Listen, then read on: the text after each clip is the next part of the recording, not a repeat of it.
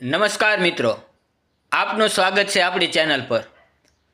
જો તમે ખેડૂત છો અને ખેતરમાં પાણી પહોંચાડવા માટે પાઇપલાઇન નાખવા માંગો છો તો આજનો વિડીયો તમારા માટે ખૂબ જ ઉપયોગી સાબિત થવાનો છે, કારણ કે આજે આપણે વાત કરવા જઈ રહ્યા છીએ ગુજરાત સરકારની પાઇપલાઇન સબસિડી યોજના 2026 વિશે। મિત્રો, ખેતરમાં પાણી લાવવા માટે ઘણીવાર આપણે કાચી નાવડીઓનો એટલે કે નીકનો ઉપયોગ કરીએ છીએ, જેમાં પાણીનો ખૂબ જ બગાડ થાય છે। પણ જો તમે પાઇપલાઇનનો ઉપયોગ કરો તો પાણી સીધું પાક સુધી પહોંચે છે અને પાણીની બચત પણ થાય છે। આ માટે સરકાર તમને સબસિડી આપી રહી છે। હવે વાત કરીએ સબસિડી કેટલી મળશે, તો સામાન્ય ખેડૂત માટે પાઇપલાઇનના ખર્ચ પર 50% સુધીની સહાય મળે છે, અથવા તો મહત્તમ એટલે કે વધારેમાં વધારે 15,000 સુધીની સહાય મળે છે। અને જો તમે એસસી અથવા એસટી વર્ગના ખેડૂત છો તો તમને 75% સુધીની સહાય મળે છે, અથવા તો વધારેમાં વધારે 25,000 સુધીની સહાય મળવા પાત્ર થાય છે। અને આ રકમ સીધી તમારા બેંક ખાતામાં જમા કરવામાં આવે છે। હવે જાણીએ કે આ યોજનાનો લાભ કોણ લઈ શકે।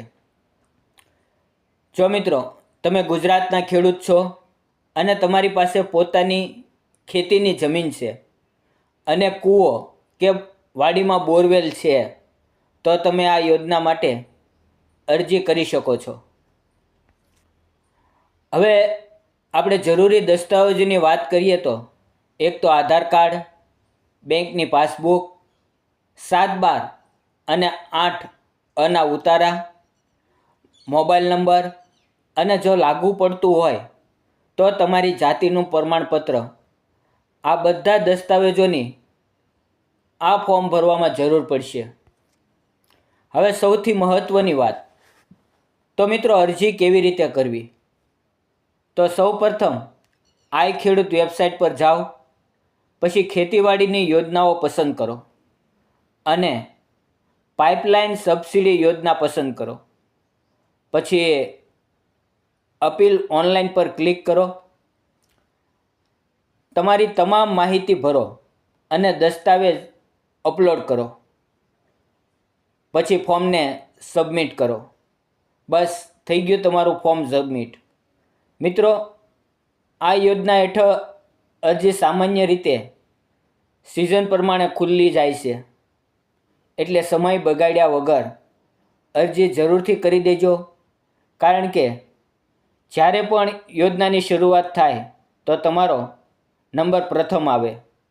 જો મિત્રો, આ હતી પાઇપલાઇન સબસિડી યોજના 2026 વિશેની સંપૂર્ણ માહિતી, કોઈ પણ વધારાની વાત કર્યા વગર સીધી જ તમને આપવામાં આવેલી। તો વિડીયો પસંદ આવ્યો તો વિડીયોને લાઇક અને ચેનલને સબસ્ક્રાઈબ જરૂર કરજો। ફરી મળશું મિત્રો એક નવા વિડીયોની અંદર। ત્યાં સુધી આવજો અને જતા પહેલાં ચેનલને સબસ્ક્રાઈબ કરવાનું ભૂલશો નહીં। ધન્યવાદ મિત્રો।